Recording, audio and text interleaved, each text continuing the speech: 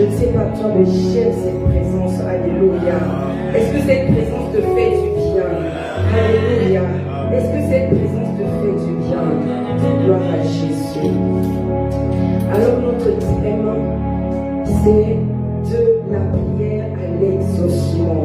Alléluia. Nous prions tous. Alléluia. Et nous espérons et nous attendons l'exaucement. Mais qu'est-ce que c'est que l'exaucement? L'exaucement, amen.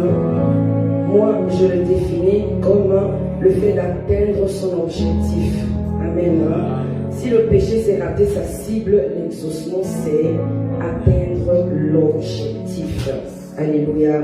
C'est quand on arrive à palper ce qu'on a demandé à Dieu. Quand on arrive à vivre ce qu'on a demandé à Dieu. Amen.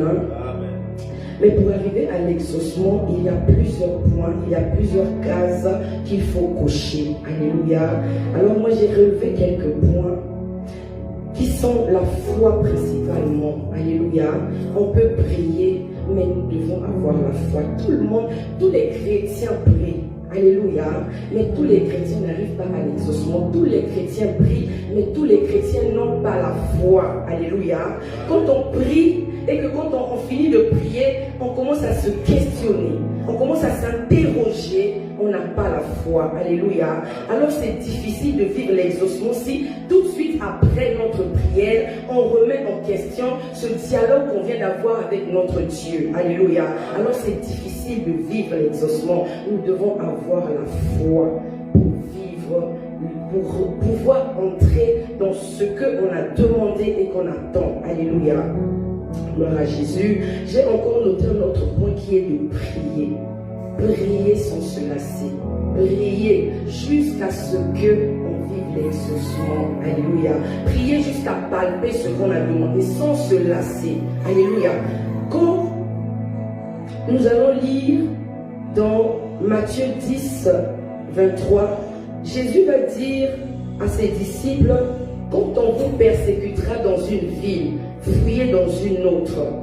Je vous le dis en vérité, vous n'aurez pas achevé de parcourir les villes d'Israël que le Fils de l'homme sera venu. Alléluia. Donc mon troisième point ici, ce que j'ai noté en 3, c'est la persévérance. Quand on lit ce verset de Matthieu 10, 23, nous voyons que Jésus est en train d'instiguer ses disciples à la persévérance et à ne pas abandonner devant l'adversité. Alléluia. Il est juste en train de leur dire, là, quand ça ne va pas marcher, priez. Et quand vous aurez obtenu l'exaucement, priez. Quand il y a un autre problème qui se présente, prie encore. Alléluia. Il y a beaucoup de chrétiens, quand on prie, tu pries pour le mariage, tu l'obtiens, tu pries ou tu ne l'obtiens pas. Il y a un autre problème qui apparaît. Je ne sais pas, tes problèmes, des problèmes de finances, tu pries, tu n'en tiens pas. Et quand un troisième problème va apparaître, tu vas abandonner. Tu dis, mais ça sert à quoi? J'ai prié pour le mariage, je n'ai pas eu. J'ai prié pour mes finances, pour un travail, je ne l'ai pas trouvé. Et pourquoi je dois encore prier pour la maladie? Est-ce que Dieu va m'entendre? Alléluia. Jésus va dire, quand on vous persécutera dans une ville, allez dans une autre. Amen. Vous n'aurez pas fini de tout parcourir que le Fils de l'homme sera revenu. Alléluia. Il est juste en train de dire, continue, n'abandonne pas, prie encore, que ça marche, que ça ne marche pas. Continue à prier. Alléluia. Jusqu'à obtenir exaucement de ce que tu as demandé. N'abandonne pas. Alléluia. J'ai encore souligné d'autres points. J'ai souligné le fait de faire de l'éternel ses délices. Alléluia. Le fait de faire de l'éternel ses délices. Le fait d'avoir une intimité avec ce Dieu.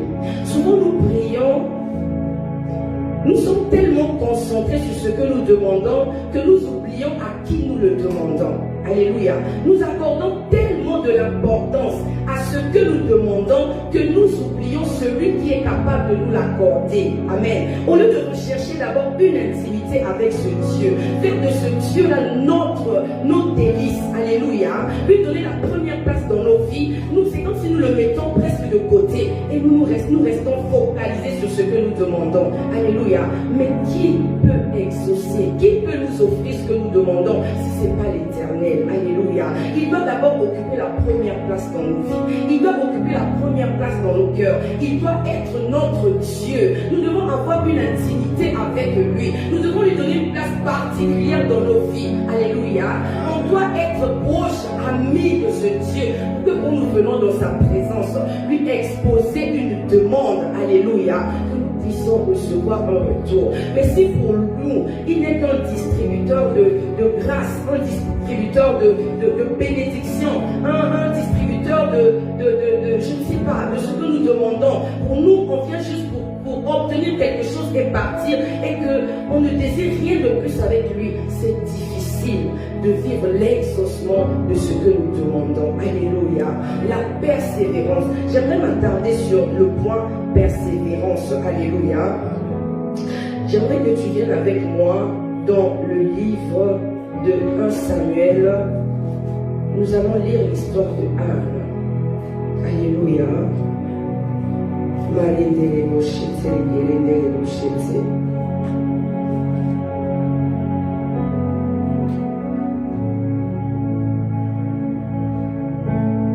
Nous sommes dans 1 Samuel 1, chapitre 1.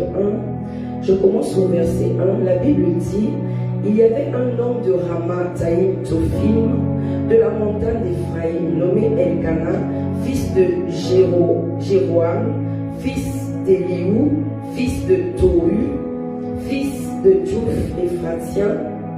Il avait deux femmes, dont l'une s'appelait Anne et l'autre Pénina.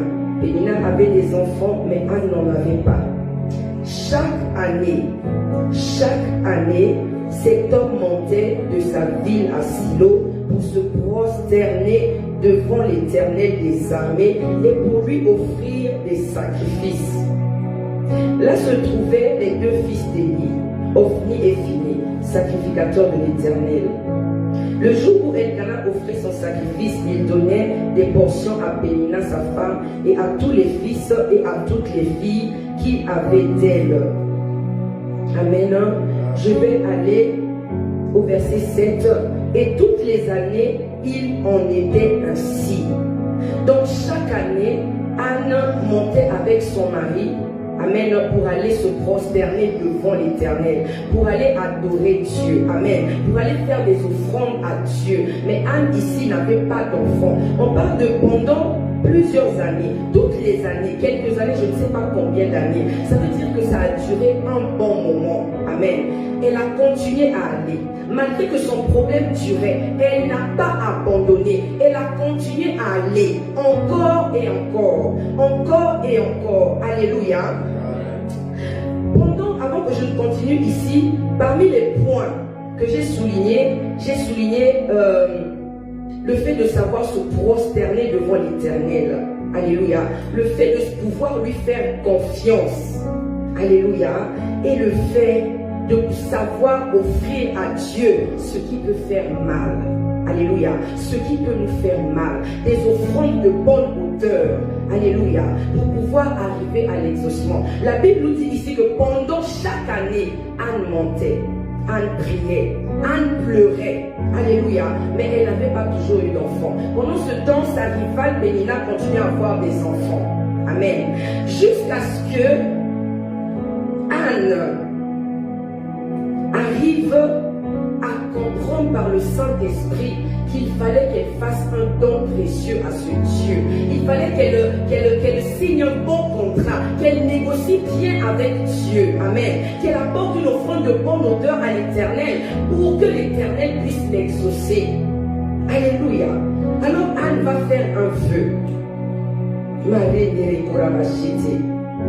Au verset 11, la Bible dit: elle fit un vœu en disant: Éternel des armées, si tu daignes regarder l'affliction de ta servante, si tu te souviens de moi, n'oublie point ta servante, et si tu donnes à ta servante un enfant mâle, je le consacrerai à l'Éternel pour tous les jours de sa vie, et le rasoir ne passera point sur sa tête. Souvent nous prions, nous venons à l'Éternel, mais nous ne savons pas donner à Dieu. Alléluia. Nous ne savons pas faire des offrandes de qualité à Dieu. Des offrandes qui vont toucher le trône de Dieu. Des offrandes qui vont changer la direction des choses. Des offrandes qui vont faire que l'Éternel réagisse. Alléluia. Alors nous attendons l'exaucement. Mais ça n'arrive pas. Anne ici va être capable d'offrir le désir le plus précieux de son cœur, ce qu'elle désirait de tout son cœur, ce qu'elle attendait, ce qui l'emmenait chaque année. Elle pleurait pendant des années pour obtenir quelque chose. Mais avant même de l'obtenir, Anne va être capable de l'offrir à Dieu. Alléluia. Elle va offrir un bien précieux qu'elle attendait de Dieu, mais qu'elle n'avait même pas encore reçu. Elle avait compris qu'il fallait savoir donner à Dieu pour que Dieu puisse nous donner aussi. Alléluia. Anne va faire ce deal avec Dieu et Dieu va lui dire d'accord. Et la Bible va nous dire que dans la même année, quand Anne va offrir cela, quand elle va faire ce deal avec Dieu, quand elle va proposer de donner à Dieu cet enfant qu'elle avait tant attendu, cet enfant qu'elle avait tant désiré, dont elle avait subi les mortifications de sa coépouse. Alléluia. Quand elle va proposer à Dieu de l'offrir, la Bible dit dans la même année, Anne va tomber enceinte. Dieu va exaucer sa prière et elle va avoir Samuel. Alléluia. Anne avait persévéré. Alléluia.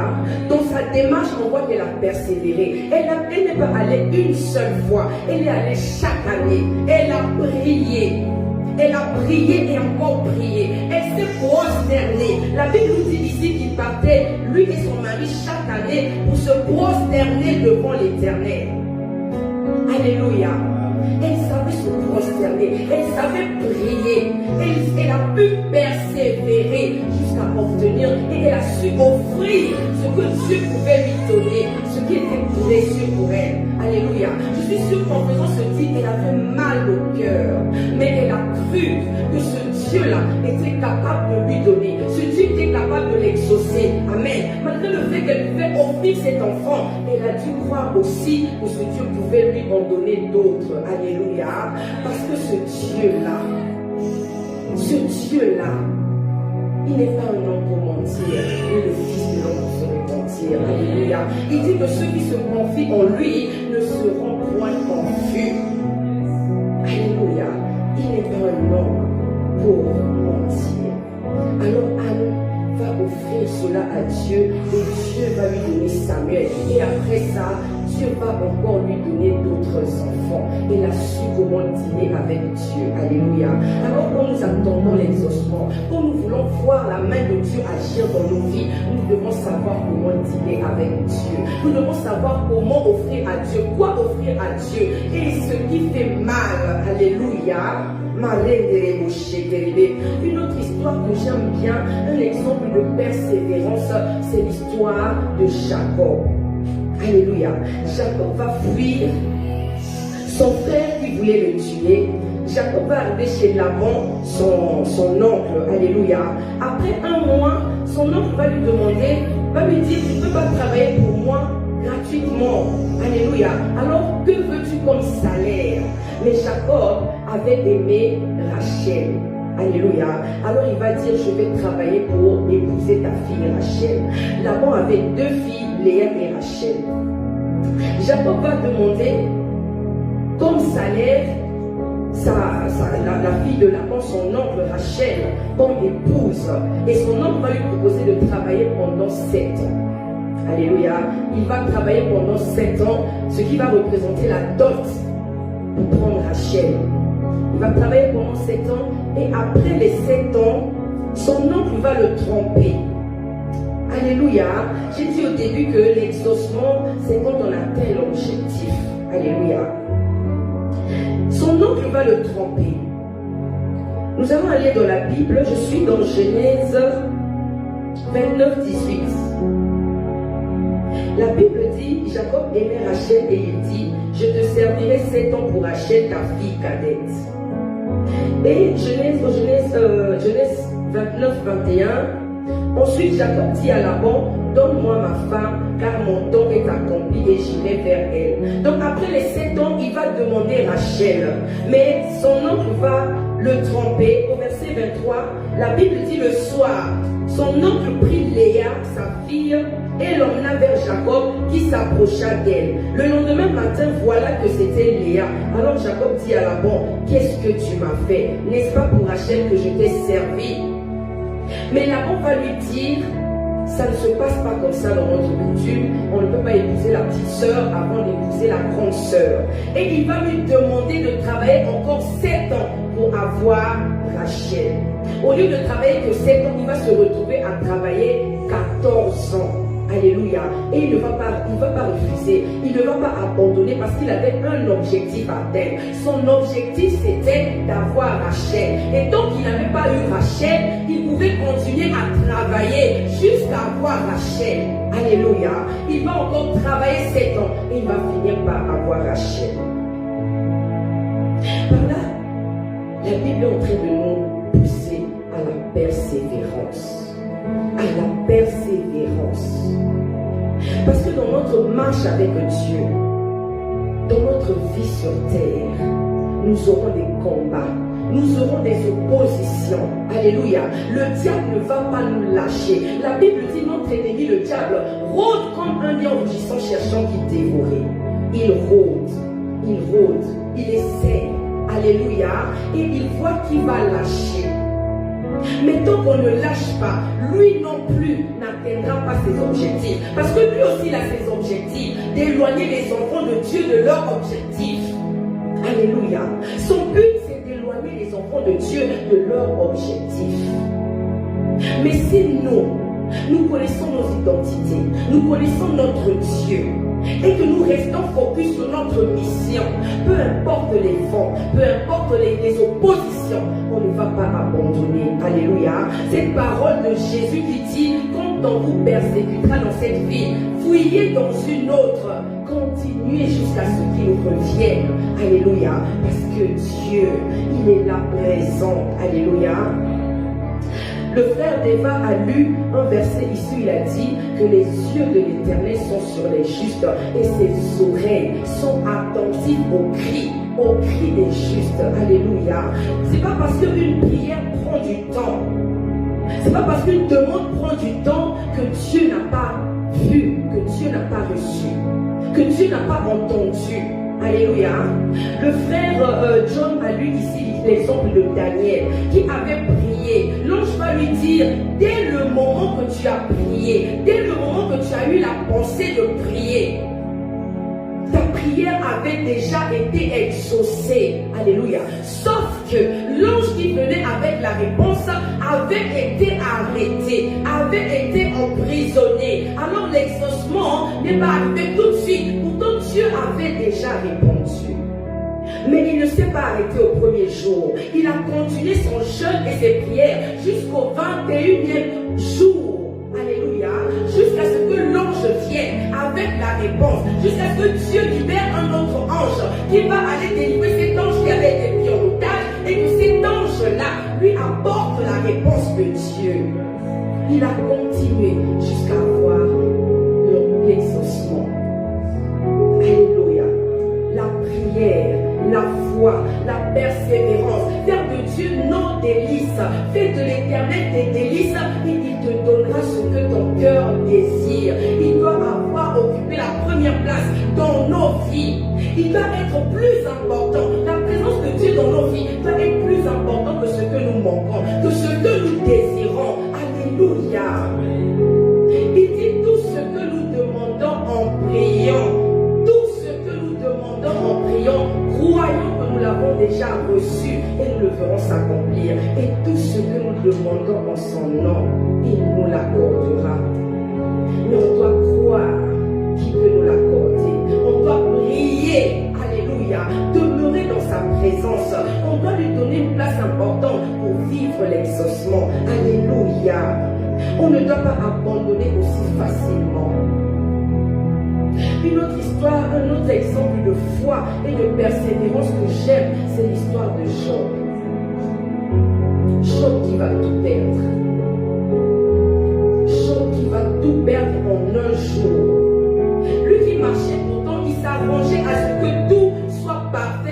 de l'Éternel. Alléluia. La Bible va dire que à chaque fois qu'il y avait rencontre, il y avait une fête, que ces enfants se réunissaient. Jean, après cela, allait toujours auprès de l'Éternel pour faire des offrandes, demander pardon au cas où ses enfants avaient péché contre l'Éternel.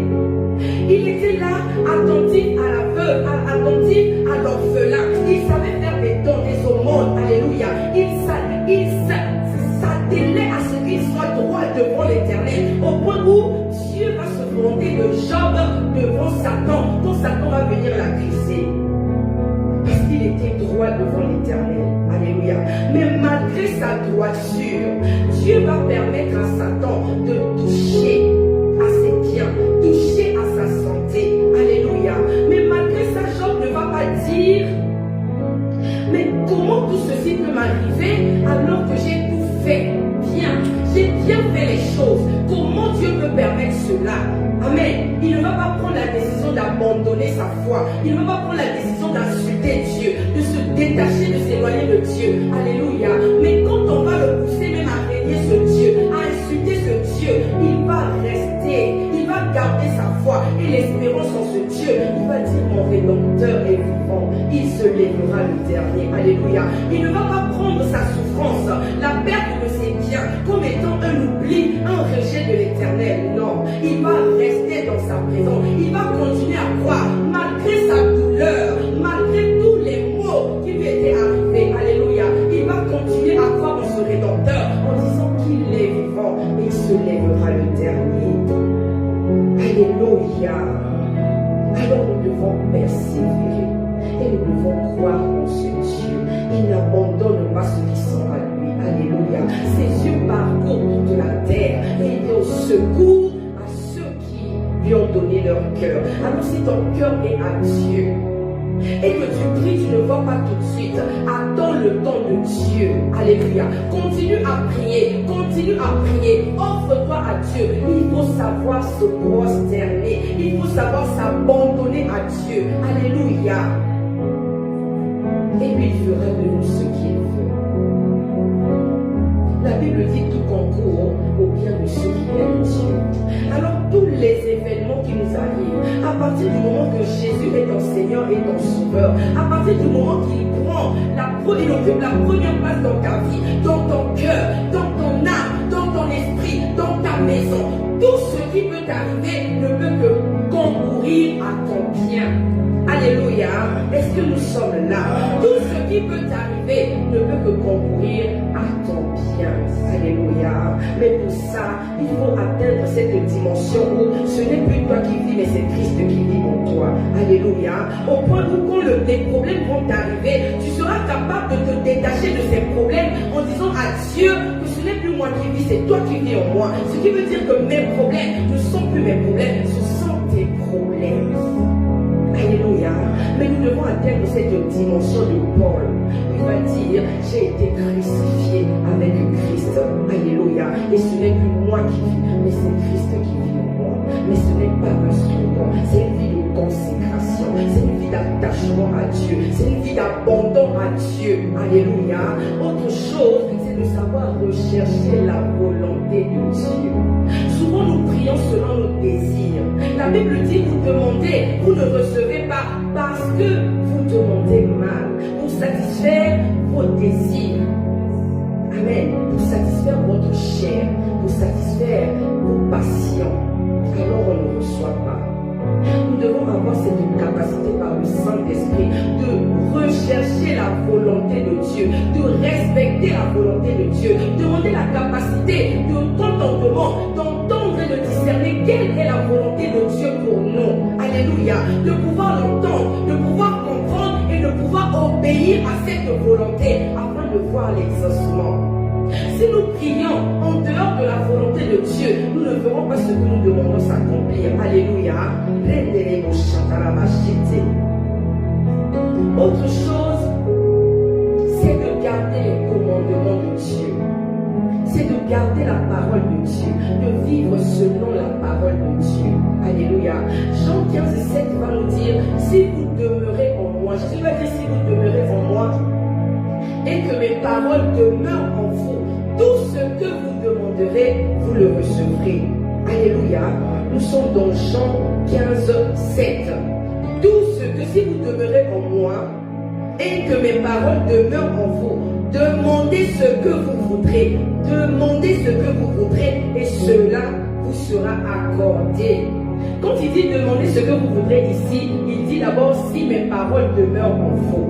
Donc si la parole de Dieu demeure en nous, ça veut dire que le Saint-Esprit demeure en nous. Ça veut dire qu'on est connecté à la volonté de Dieu. Ça veut dire que pendant que nous demandons, nous ne demandons pas selon la chair. Alléluia. Parce que si la parole de Dieu habite en nous, ce n'est pas la parole ne va pas habiter dans la chair. Nous ne sommes pas charnels si nous devons vivre selon la parole de Dieu. Alléluia. Nous n'allons pas marcher par la chair, mais par l'Esprit. À cause de la parole de Dieu qui nous édifie, qui nous transforme, alléluia, qui nous indique le chemin à suivre. Alors tout ce que nous demanderons, selon la parole de Dieu, Dieu nous l'accordera, alléluia. Parce que Dieu n'exauce que sa parole.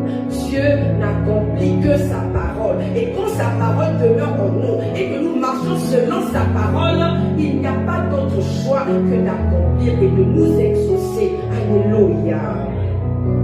Alors nous devons demeurer dans la présence de Dieu. Nous devons croire. Nous devons prier. Psaume 37, 5 va dire: recommande ton sort à l'Éternel, mets en lui ta confiance et il agira. Nous recommandons souvent nos sorts à l'Éternel. Nous confions souvent nos problèmes à l'Éternel, mais nous ne mettons pas en lui notre confiance. Nous déposons, mais nous ne croyons pas après. Nous déposons, nous ne croyons pas après. Alors nous n'arrivons pas au bout du processus et nous ne vivons pas l'exaucement. Nous devons croire en l'Éternel. Quand nous prions, il faut déjà croire. Il dit tout ce que vous demandez en priant. Croyez que vous l'avez reçu et vous le verrez s'accomplir. La prière, la foi, la persévérance. Alléluia. Ce sont des choses qui vont précéder l'exaucement de nos prières. La capacité de s'abandonner à Dieu, de lui offrir notre vie, la capacité de pouvoir offrir à Dieu ce qui est précieux pour nous. Notre cœur est précieux pour nous. Nous devons pouvoir l'offrir à Dieu. Alléluia. Notre cœur est précieux. Nous devons pouvoir l'offrir à Dieu. Tu peux dire, mais comment j'offre mon cœur à Dieu? En combattant déjà les sentiments qui sont contraires aux sentiments de Christ. Nous offrons notre cœur à Dieu en arrivant à combattre tout ce qui est contraire aux sentiments de Christ, tout ce qui est contraire à ce que la Bible nous recommande. Alléluia. Si tu arrives à combattre la haine, tu arrives à combattre la jalousie, tu arrives à combattre la convoitise, tu arrives à combattre la méchanceté, tu arrives à combattre tout ce qui est sentiment de l'ennemi, tout ce qui est mauvaise pensée, tu arrives à combattre l'impureté. La Bible dit que c'est ceux qui ont le cœur pur qui verront Dieu. Alléluia. Alors si nous arrivons à combattre tout ce qui peut nous éloigner de Dieu, nous offrons notre cœur à Dieu, nous lui permettons de nous transformer, de nous donner la forme que nous devons avoir. Alléluia. Alors quand nous prions, c'est notre cœur pur qui brille. Et cela impose l'exaucement. Alléluia. Gloire à Jésus. Est-ce que nous pouvons nous lever pour prier? Est-ce que tu veux te lever pour prier et demander au Saint-Esprit de Dieu de t'aider? Tu vas demander au Saint-Esprit la patience. Tu vas demander au Saint-Esprit la capacité de persévérer. Tu vas demander au Saint-Esprit la capacité de prier jusqu'à voir l'exaucement. Tu vas demander au Saint-Esprit la capacité de t'abandonner esprit, âme et corps. Tu vas demander au Saint-Esprit la capacité de pouvoir te prosterner devant l'Éternel. Quand on parle de se prosterner, ce n'est pas seulement une position, ce n'est pas seulement le fait de s'agenouiller ou de s'allonger par terre, mais ton cœur doit se prosterner. Tu dois être capable de prosterner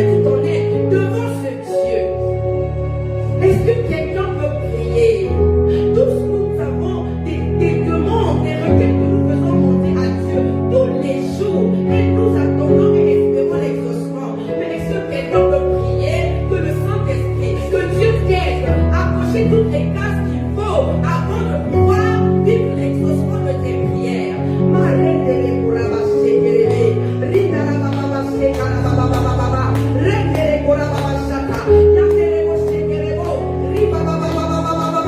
Saint-Esprit de Dieu, nous sommes impatients, nous sommes impatients.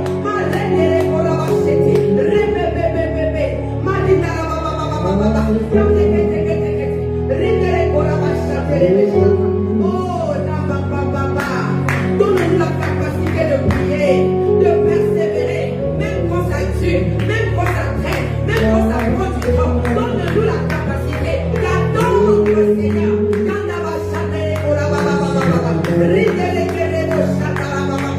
D'attendre ton temps. Oh Jésus, fortifie ma foi. Est-ce que quelqu'un peut demander que sa foi soit fortifiée? Car sans la foi, il nous est impossible d'être agréable à Dieu. Sans la foi, il nous est impossible d'être agréable à Dieu. Et si nous sommes désagréables à Dieu, nous ne pouvons pas vivre l'exaucement de nos prières.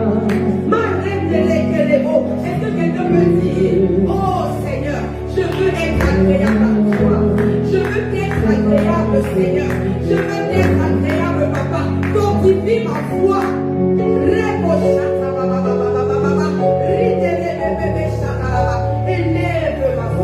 Élève ma foi.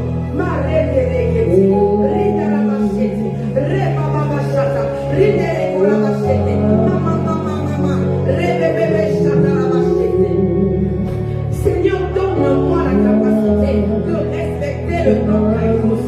Donne-moi la capacité d'attendre le temps Kairos. Donne-moi la capacité de rechercher ta volonté. Est-ce que quelqu'un est en train de prier? Donne-moi, Seigneur, la capacité de rechercher ta volonté, d'obéir à ta volonté, de faire ta volonté, de prier selon ta volonté. Au nom de Jésus,